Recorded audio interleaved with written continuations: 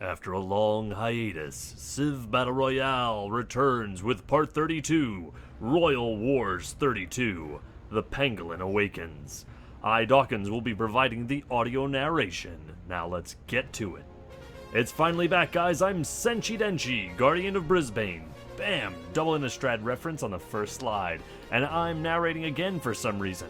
Yeah, I tend to narrate in emergency scenarios, sure, but never mind. As always, be sure to check out the community at Civ Battle Royale on Reddit. Original title was Pangolin Restored. Hahaha, I have complete control. As always, here's the fantastic world map created by Cylon L and Laxarax Oriskal. However, the map may not be perfectly accurate this time around. For those of you not in the loop, the latest save of the CBR that was functional was turn 314, and hence not everything that has happened has happened.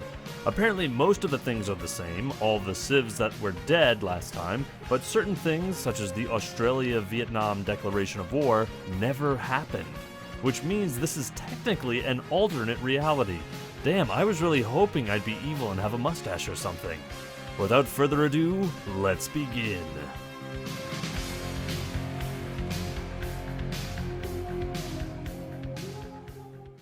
A rare glimpse of the Australian core. It's very well defended, but not nearly as carpeted as I assumed it'd be.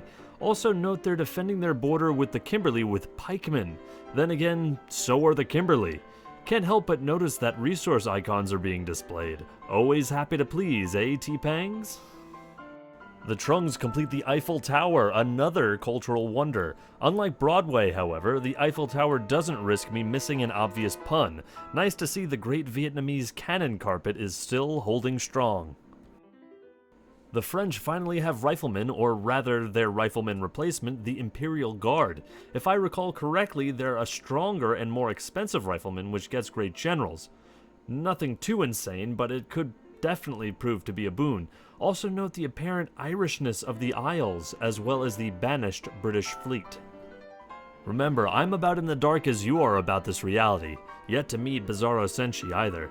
But it seems to me Japan has been doing something combat related. Has a war broken out? Vuj seems to be under relatively secure Spartan control, but Sweden has a more technologically advanced army, lancers and rifles, oh my. Could the tides turn for either of these two powerhouses? Maybe. Who knows? Quite a few cities in the Isles are still Irish, but the Icelandic force is huge and the Irish one is tiny. This does not bode well for Maliki. Also, take a look at the French settler there. Are they hoping one of the cities will be razed or something? Semiramis, Babylon's number 3 agent IMO, Pascal Daramesh is a cool dude, gives us some extra French info with a plot against Norway. With a less advanced navy and not much of a border to send it through, I don't think he can really do much. Warsaw falls into Spartan hands, but Sweden has a much better position in the area. They'll probably take it back. A sole Kimberley scout stands on the outskirts of Attila's court, witnessing the carnage in front of him. At least, I assume there's carnage. There are units and other civs bordering which have taken damage. That's usually a good sign.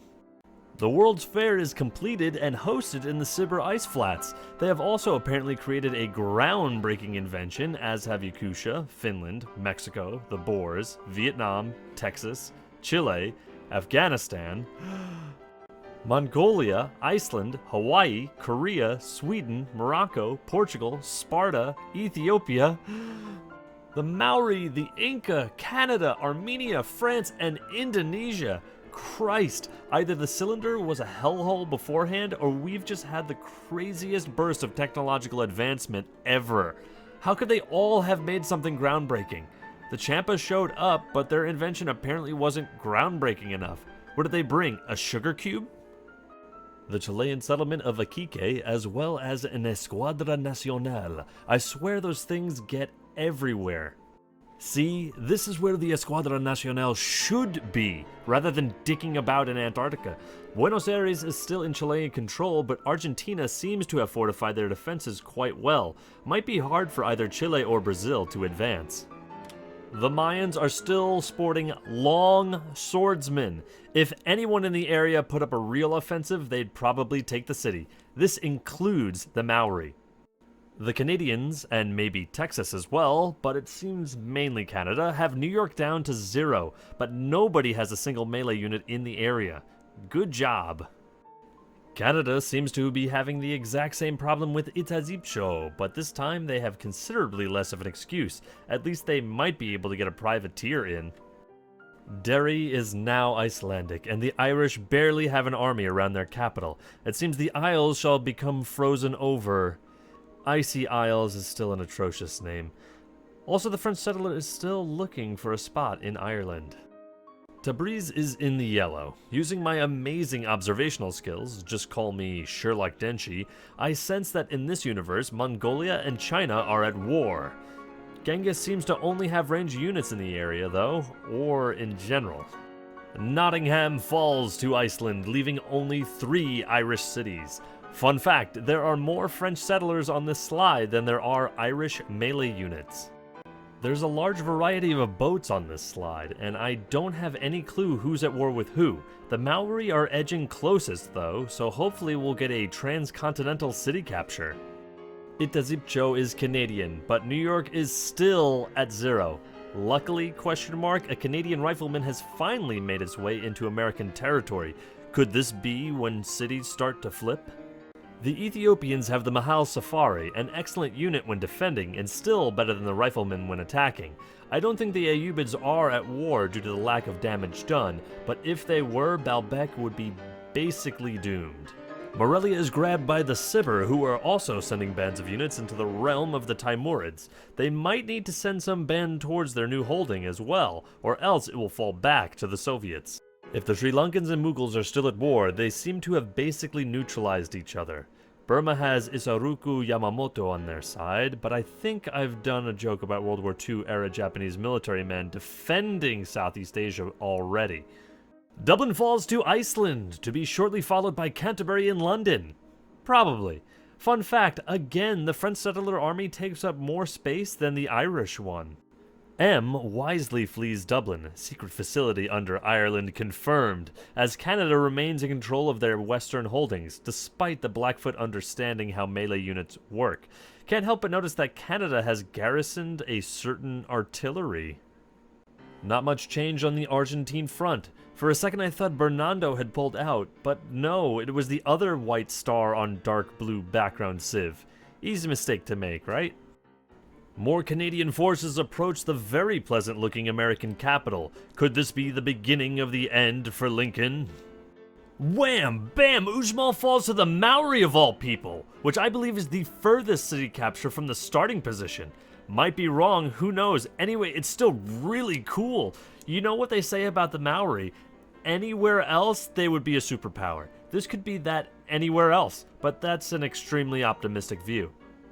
Outraged at the premise of the Maori actually doing something of note, Sejong declares war. Personally, I don't believe much will come of it. Jandamara also declares war on the Maori, ending any possible anti-Australia alliance in the area. Then again, knowing what Jandamara was like IRL.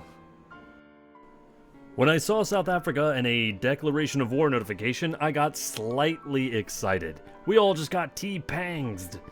Still, this does suggest Meiji considers himself stronger than Shaka, and Meiji is pretty pathetic. Washington is basically dead. It'll probably flip to Canada at least once. At the same time though, the American military presence means it'll probably just flip back. Champa declares war on Sri Lanka, but their entire navy is on the wrong side of the archipelago. This gives Sri Lanka a chance to charge at, say, Lam Apo Fo. Great military tactics, Che. Good job. Oh boy, we got double bluffed. The Boers finally declare on the Zulus and look to debilitate their forces pretty quickly. The Boer Navy already surround the offshore Zulu territories, all 2 of them. Argentina adopts order, putting them against much of the world thanks to Australia's crazy tourism. Brazil and Chile still haven't done much. Are they even at war? Brazil immediately follows up with autocracy, increasing the tension in the area even more. Well, hopefully. New York falls to Texas because they totally helped Canada take it down to nothing. Canada deserves it for only having ranged units, though. Leonidas completes Big Ben. I initially thought this wasn't a very Spartan act, but I thought for a moment and the name reeks of Sparta. It even has big in it. Come on, people, back me up on this. Fun fact, this is the second slide in a row which I've restrained myself from referencing a 1970s era song. See if you can guess what they are. Afghanistan declares war on Sri Lanka. Despite Afghanistan generally doing pretty well, I doubt much will come of this. The border is just too small. Morelia is back in Soviet territory, but Tus, a superior city probably, seems primed to fall to the Siberians. Only 2 Timur melee units near the city as well, giving the Sibir forces a chance to get over there before the city can be retaken. Itazipcho is leapt upon by Crowfoot. With no Canadian forces nearby, it may stay in his clutches. Not that Crowfoot is really a villain at all. Ondini is first to fall to the Boers, and Nongoma doesn't seem too far behind. From there, it's only a short sail to the capital. Parksea declares war on Korea and already has a digger on the peninsula. Still, Australia's main asset is their navy, and Korea's ironclads and turtles could prove to be an uphill battle. See? Yet another Escuadra Nacional far from home. Wait. No. No, you have got to be kidding me. No way. It won't happen. Jandamara's declaration of war might not have been the best idea after all, as Maori ships surround his outposts. As I predicted, the Sri Lankan Navy rushes into Champa lands before they can really do much. Despite Sri Lanka's basically outdated navy, they have the potential to make some gains here. Well, again. Yep, Iceland is doomed. Essentially, you mean Ireland. I don't even need to narrate these ones anymore. The French settler squadron now outnumber the actual Irish defense force. Armenia has frigates in the little lake, while Merv takes damage and Tus doesn't. Much more crucially, however, the Legion has gotten out of their boats for a moment. Philistines, how dare they! Tabriz has probably been dead for years now. Mongolia suffers from what I've recently deemed Canada syndrome so hard I'm becoming convinced Canada suffers from Mongolia syndrome. The Yakut Inuit front is surprisingly devoid of units. It seems most of the damage is being done by the stacks of planes Taigen has stuffed into Suntar and Isit.